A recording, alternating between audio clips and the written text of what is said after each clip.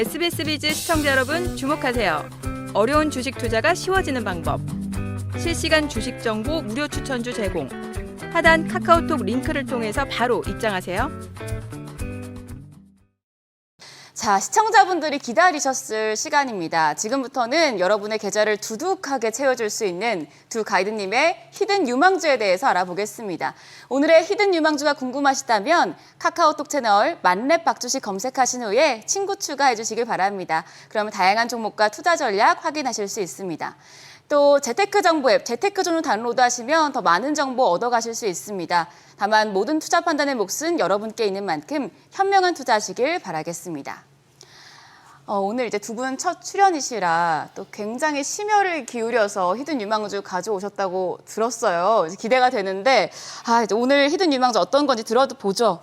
백진수 대표님 오늘 어떤 종목 가져오셨어요? 네, 오늘 첫 방송 이제 히든 유망주는 이제 반도체 장비주를 좀 가지고 왔습니다. 예, 주요 장비가 이제 화학 약품을 공급하는 장치 이제 CCSS라는 이제 그 장비를 만드는 회사고요.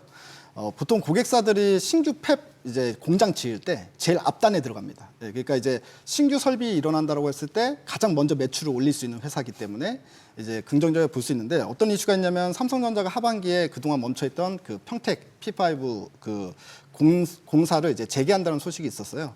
그리고 이 회사의 장비가 이제 삼성에만 들어가는 게 아니라 하이닉스랑 마이크론에도 들어가는데 이들이 지금 전체적으로 이제 HBM이 워낙에 잘 나가다 보니까 막 증설을 많이 하려고 하지 않습니까? 그 부분에서 이제 가장 먼저 실적, 전공정보다 더 빨리 실적을 올릴 수 있는 회사이기 때문에 가져왔고요. 그리고 일단 최근에 그 HBM 관련주들은 장비주들도 주가가 워낙에 오르다 보니까 물론 실적도 크게 증가하겠지만 사실 신규로 접근하기에는 우리 시청자분들이 좀 부담스러워 하시는 부분들이 좀 있는 것 같아요. 네. 그래서 그나마 밸류에이션 가장 싸다. 예. 그래서 시총이 6,300억인데 이제 올해 예상 영업이익이 한 500억 정도 되니까 상당히 이 밸류에이션 부담은 상당히 없는 이런 종목을 좀 골라서 가지고 왔습니다. 지금 반도체 장비주라고 하면 올해 이제 워낙 많이 올랐고 또 워낙 네. 핫한데 네. 이걸 히든 유망주로 첫 번째 히든 유망주로 선택하신 이유도 궁금을 하고요. 네. 또 반도체 장비 중에서도 이 종목 선택하신 이유 좀 구체적으로 설명 부탁드릴게요. 네, 일단 뭐 첫 번째 이유를 말씀을 드리면 그 반도체 쪽이 엔비디아가 최근에 이제 주가 고점에서 좀 조정받으니까 끝난 거냐 뭐 이런 의심의 눈초도 좀 있는 것 같은데 쉬어갈 수는 있어도 절대 끝난 게 아니다라고 생각하고 있는 게 가장 첫 번째 이유입니다. 일단 엔비디아 쪽만 좀 보게 되면 엔비디아 주가가 그동안 10배가 올랐어요. 네, 너무 많이 오른 거 아니냐 맞습니다. 하지만 실적도 엄청나게 크게 많이 올랐어요. 그러다 보니까 실질적으로 이제 엔비디아 PER 밴드를 보게 되면 엔비디아가 그 이번에 그 AI 이전에는 PER 한 80배 정도 선에서 거래가 됐어요, 평균. 근데 최근에 주가 10배 올랐는데 지금 현재 PER은 오히려 40배 언더입니다. 그러니까 오히려 PER 밴드 하단 부분에 있다는 거죠. 주가는 올랐는데 그만큼 실적이 많이 올랐다는 거고요. 이걸 좀 계산을 해보면 S&P 500이 주가가 엄청 많이 올랐는데 S&P 500에서 빅테크인 이제 우리가 이제 M7을 제외를 하면 이제 뭐 애플, 마이크로소프트, 뭐 구글, 뭐 메타, 아마존, 테슬라, 그다음 엔비디아 이 7종목을 제외를 하면 사실 그 상승률이 그렇게 크진 않아요. EPS 증가율을 보게 되면 이 7개 종목이 작년에 73%가 증가했어요. EPS 증가, 순이익 증가율이. 그리고 올해도 43%가 증가할 것으로 예상이 되고요. 2023년 작년에 7개 제외한 493개 기업의 EPS 증가율이 10%밖에 안 됐다. 그러니까 결과적으로 시장에서 이 빅테크 기업 7개 종목만 매수가 들어올 수밖에 없는 환경이 이미 만들어졌던 거예요. 실적 그 격차 너무 크다 보니까 얘네만 사자 이렇게. 그래서 지금 현재 상황을 보게 되면 80년대 이후에 이렇게 소수 종목으로만 수급이 집중되는 현상이 처음이라고 합니다. 근데 이런 현상이 지금처럼 유동성이 풍부하지 않은 시장일 경우, 제한적인 유동성 시장일 경우 계속해서 이어진다는 거죠. 가는 몸만 간다. 이제 그런 의미로 볼 수 있는데 그래서 반도체는 좀 쉬어갈 수는 있을지언정 쉬어갈 때가 아직까지 안 사신 분들이 마지막으로 접근할 수 있는 기회로 봐야 된다. 이렇게 좀 생각을 하고요. 두 번째, HBM 핵심 장비주들 주가가 이제 큰 폭으로 올랐기 때문에 그럼 이들을 제외하고 좀 이제 시청자분들한테 지금이라도 살만한 종목이 뭐가 있을까라는 걸 좀 고민을 많이 했습니다. 제가. 그러다 보니까 밸류를 저는 이제 제일 먼저 봤어요. 밸류 부담이 가장 적은 걸 가져오자. 그러면 시청자분들이 좋아하겠지라고 선정을 했고요. 이 회사가 이제 그 CCS 화학약품 공급장치가 작년에 매출이 2,800억을 올렸어요. 주요 장비거든요. 근데 올해는 3,800억 정도 매출 올릴 걸로 예상이 되고 있고, 두 번째 후공정에 쓰는 리플로우 장비라는 게 있어요. 이건 작년에 90억 올렸는데 올해는 350억이 예상이 되고 있습니다. 그리고 이제 세정할 때 쓰는 웹 시스템 장비가 있는데요. 이거는 280억에서 620억 정도 매출이 상승할 걸로 보고 있습니다. 그래서 보유 장비들이 골고루 매출이 고성장세가 예상된다.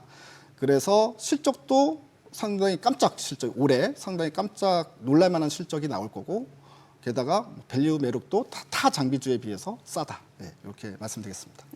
네, 알겠습니다. 이 종목 어떤 종목인지는 카카오톡 채널 만렙박 주식 친구 추가하셔서 확인을 하셔야겠지만, 지금 이게 이미 조금 많이 주목을 받아온 종목이에요. 그래서 지금 접근해도 되는지 사실 좀 궁금한데 투자 전략 어떻게 가져가는 게 좋을까요? 좀 짧게 보시나요? 아니면 좀 길게 봐야 될까요? 짧게도 가능하고 길게도 가능하다고 보는데요. 일단 뭐 기술적으로 보게 되면 이 회사가 이 4만 원 선이 이제 저항 라인이 있어요. 예, 저항 라인인데 지금 3만 5천 원에서 4만 원 요 사이 박스권에서 움직임이 있거든요. 그러면 기본적으로 3만 5천 원에 근처에 있을 때 사는 게 가장 싸게 살 수 있는 저는 이제 기회다라고 보고 있는데, 단기적으로는 3만 5천 원 선에서 사서 4만 원 넘어가면 팔고 이런 식으로 가도 되겠지만, 근데 사실 이제 신고가 흐름이 결국은 나온다고 보거든요. 그래서 중장기적으로 들고 가도 상관없고, 중장기적으로 들고 간다고 했을 땐 무조건 5만 원 이상까지 한번 지켜보고 그만큼 기간도 기다리고, 예, 이렇게 하면 좋은 결과 있지 않을까 생각됩니다. 그럼 예상 수익률 대충 어느 정도로 보시는 거예요? 뭐 이제 5만 원 넘어가면 이제 뭐 30% 이상은 나올 수 있다라고 보고 있죠. 네, 알겠습니다. 그럼 백진수 가이드님의 히든 유망주 힌트판 보겠습니다.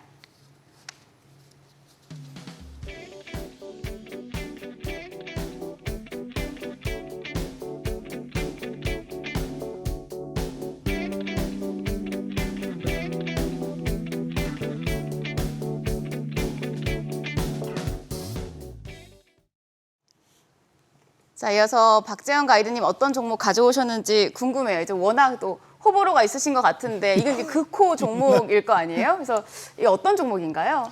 이 기업은 이제 뭐 너무 유명한 기업이라서 CNT 도전제라고 이걸 하는 회사입니다. 네. 이걸 만들어서 납품하는 회사인데, CNT 도전제라는 거는 이제 실리콘 음극재에 들어가거든요. 근데 실리콘 음극재가 충방전하거나 이럴 때 배터리가 충방전하면은 배열도 많이 깨지고 또 부풀어 오를 수 있거든요. 그래서 그걸 잡아주는 역할을 한다고 보면 됩니다. 그래서 굉장히 가는 실처럼 되어 있는데, 요게 이제 부풀어 오르는 걸 방지하다 보니까 이제 좀 안정성도 좀 있을 거고 해서 2차 전지 쪽에는 최근 들어서는 굉장히 많이 좀 쓰임이 더 커지고 있고, 그동안 캐파를 좀 늘려왔습니다. 공장도 짓고하면서 늘려왔는데, 앞으로 또 수요가 많아지는 것 같다 보니까 이제 외형 성장을 잘 이뤄낼 것 같다라는 전망이 있어서 이 기업을 가져왔고요. 시총은 한 1조 5천억이 조금 안 됩니다. 네, 시총이 굉장히 큰 기업인데 아까 저희가 잠깐 이야기를 했지만 이 2차 전지 업황이 사실 지금은 좀 부진한데도 이 종목 픽하신 이유 궁금하네요. 뭐 CNT 도전제를 이제 생산해서 납품을 하는 게 실리콘 음극재에 들어간다고 했잖아요. 근데 원래는 첫 번째 투자 포인트로는 이 실리콘 음극재라는 게 가격이 좀 돼가지고 이 실리콘 음극재가 들어가는 차종 자체가 좀 이제 하이엔드 차라든지 아니면 그 회사의 어떤 대표할 수 있는 차량이라든지 이런 것들 거기에 많이 들어갔다면, 최근에 출시되고 있는 또 앞으로 출시가 될 우리나라의 좀 대중화 모델, 좀 저가형 모델에도 이제는 채택이 되고 있는 상태고요. 우리만이 아니라 뭐 해외 기업들의 대중화 모델에도 채택이 되고 있어서, 그러면 이제 뭐 모델이 많이 들어가면 또 특히 이제 저가형이나 대중화 모델 같은 경우에는 대수가 많이 팔리잖아요. 근데 대수가 많이 팔리면 거기에 이제 똑같이 많이 들어가게 될 테니까 당연히 이제 지금까지 아까 말씀드렸다시피 늘려왔던 캐파가 야 니네 공장 지었는데 그게 뭐 안 팔리면 어쩔 거냐 이거였는데, 근데 충분히 팔릴 것 같다라는 이제 시장이 다가오고 있으니 실적이 앞으로도 좋아지지 않을까라는 생각이 좀 들고요. 두 번째 투자 포인트로는 지금 전기차용 배터리에서 주목되는 게 뭐 전고체 배터리가 있을 거고요. 아까 말씀드렸던 LFP가 저 이제 이건 별로 안 좋다라고 말씀을 드렸지만, 그래서 LFP를 이제 고성능화 시키는 게 또 굉장히 큰 하나의 이슈가 되고 있고, 이제 세 번째로 46계열의 원통형 배터리가 이제 어디서 얼마큼 이제 뭐 양산이 잘 되느냐 이 얘기인데, 결국은 에너지 밀도를 얼마나 늘려서 한 번 충전했을 때 얼마나 갈 수 있냐. 우리 뭐 전기차 보면은 한 번 충전하면 우리는 500 가요, 우리는 1000km 가요 하는데 뭐 하여튼 그게 이제 밀도거든요. 얼마나 채울 수 있느냐.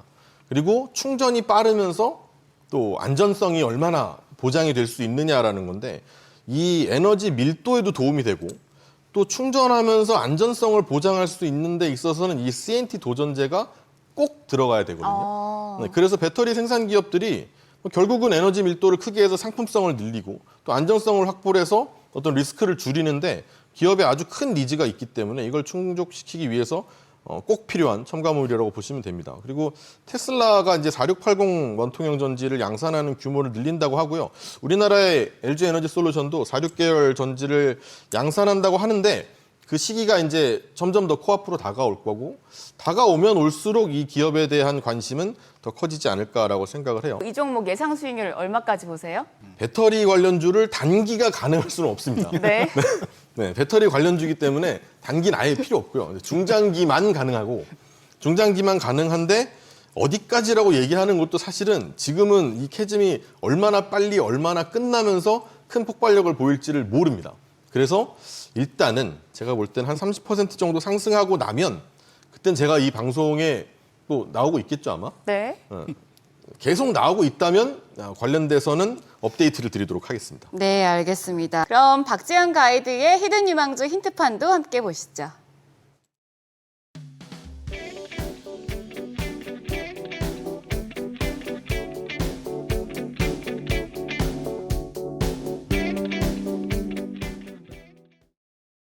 더 많은 실시간 투자 정보가 필요하시다면 검색창에 SBS 비즈의 재테크존 크존을 검색하세요.